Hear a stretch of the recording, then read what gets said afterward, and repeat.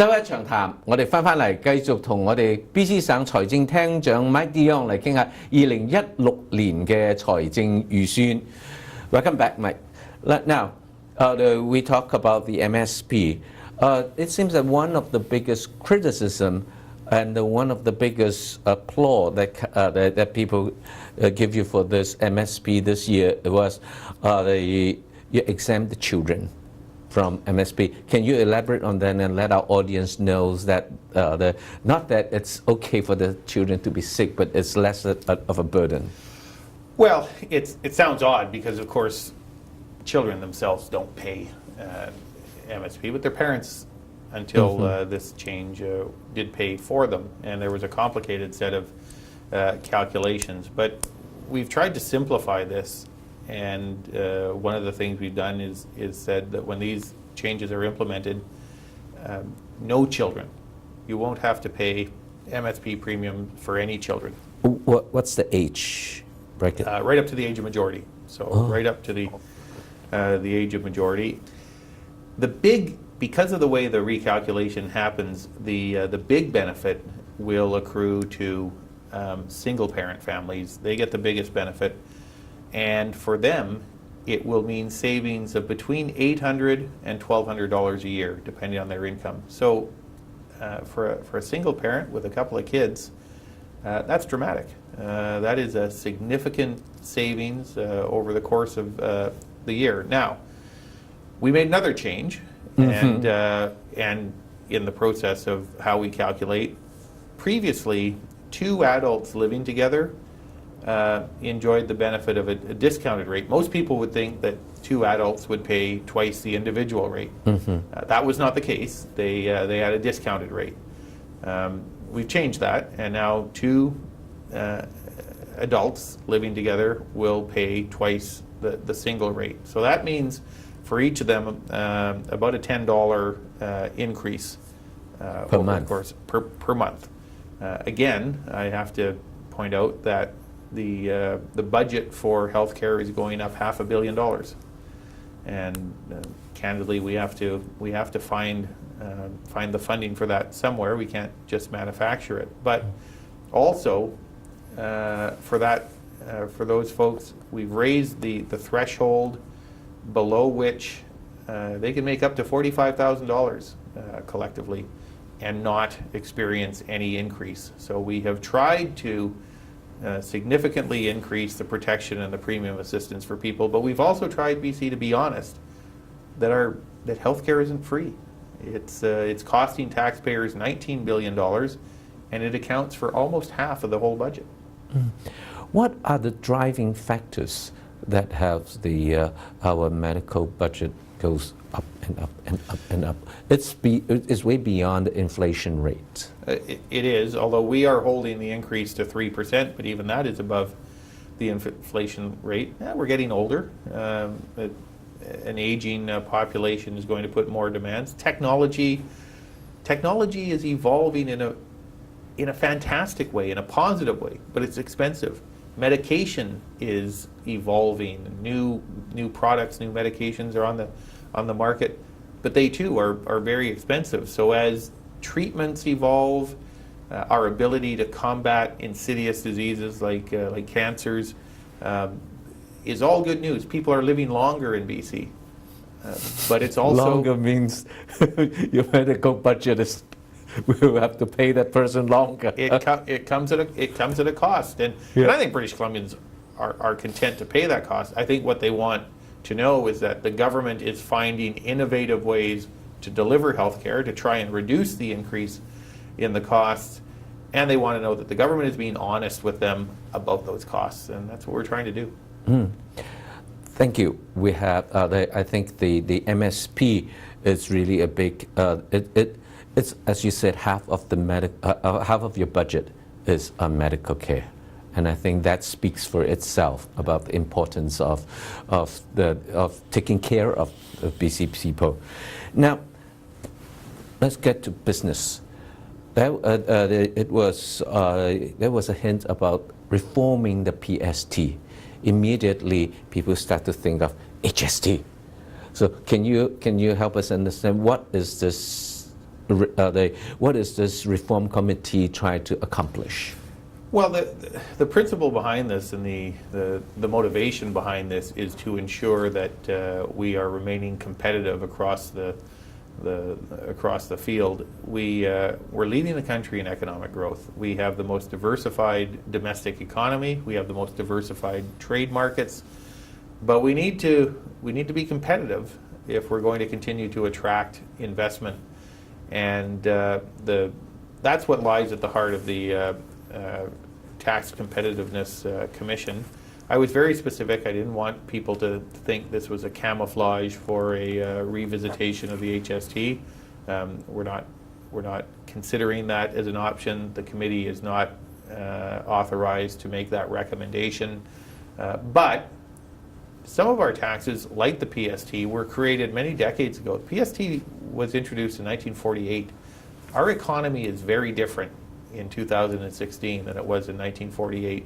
So we need to look at how tax instruments like the PST can be changed, evolved to take account of those differences and the modern diverse economy that we have.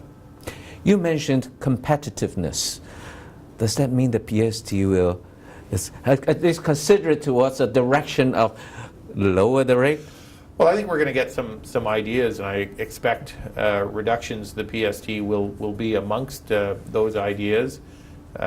Anything we do will need to be accommodated within the parameters of our balanced budget, so we have to be mindful of that. But an example, BC, in 1948, much of our economy was driven by commodities, by products, natural resource products.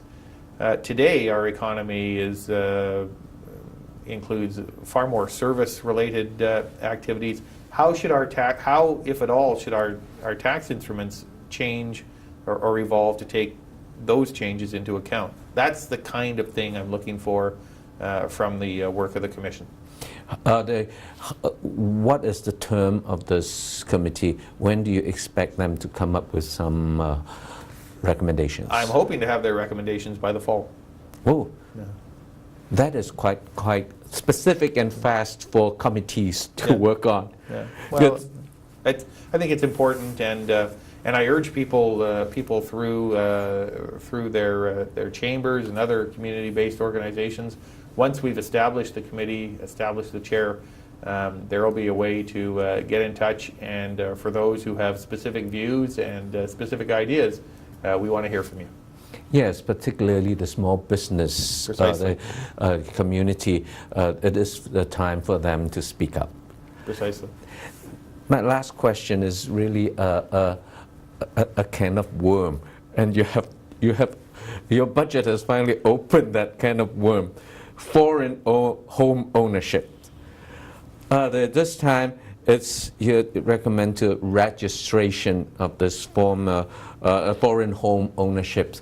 I remember that when the Premier, Christy Clark, was sitting right in your chair, she has specifically said that impossible, that is unfair, and it is not even feasible to do it because who is a foreigner? How can you define foreigner? But it seems that there is a change of heart. Can you help us understand what it means and how you're going to execute it? And even if it is registered, what would happen? Possibly nothing. Look, the approach and the position of the government, the Premier and I, haven't changed at all. We actually see great value and we spend a lot of energy, and she spends a lot of her energy attracting people and investment dollars to BC. It's one of the reasons we're leading the country in economic growth. We are attracting people here. We want them to come here. We want them to establish their families and their businesses here, to invest, to create jobs, create enterprise. None of that is changing. What we did see, however, and have seen, is a lot of speculation of late about the degree to which foreign investment, foreign purchasers, particularly in the residential housing market, might be influencing market behavior. Lots of theories, lots of conjecture, very little fact. And I think part of that is because there is not the the data, there's not the factual information that people can point to. So all we've done here is revived something that previously existed until 1998, and that is at the time of purchase, and at the time title is registered in the name of the purchaser must disclose whether they are a Canadian citizen or a permanent resident. If they are one of those two, that's the end of it. They don't need to provide any further information. But if they're not a Canadian citizen or a permanent resident, they must disclose their citizenship and their country of residency. Mm-hmm.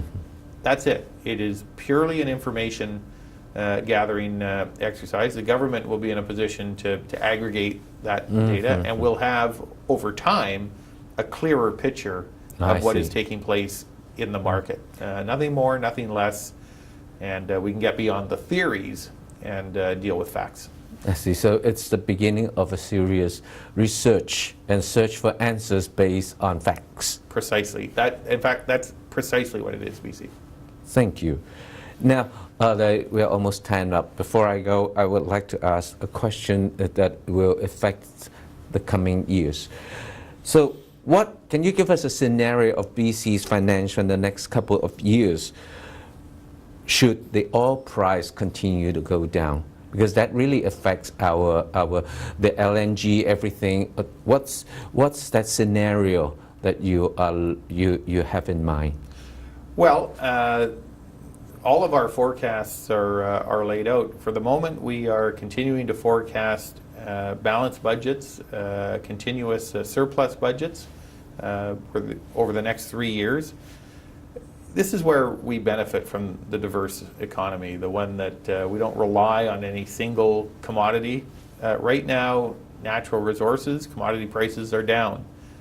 Other sectors of the economy are performing very well. The technology sector, film, television production, tourism. So we enjoy a diversity that shields us when any one part of the economy is suffering. We see other parts of the economy doing better. So our midterm, short and midterm prospects seem very good. I should say, BC, despite some of the pessimism that people have expressed, particularly political critics, LNG is going to happen. It is a question of when, not if. The fundamentals are sound. The investments that have been made so far are significant, $8 billion. The public policy platform exists, taxation, regulatory, environmental, good support from First Nations. So this is going to happen.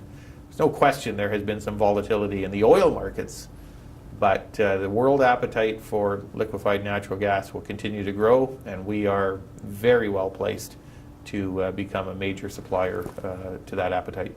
Thank you very much for sharing your thoughts with us. And I look forward to 2017 for you to come back to us and talk about the new budget. But before, in between, I hope you will still find time to come and share your thoughts with us. Love to come and visit with you and with your audience. Thank you very much for having me on the program. Thank you。真係一長談，我哋今日同BC 省嘅財政廳長 Mike de Jong 傾咗2016年嘅財政預算。我哋下一次再見，我係 BC Lee 黎伯佳，拜拜。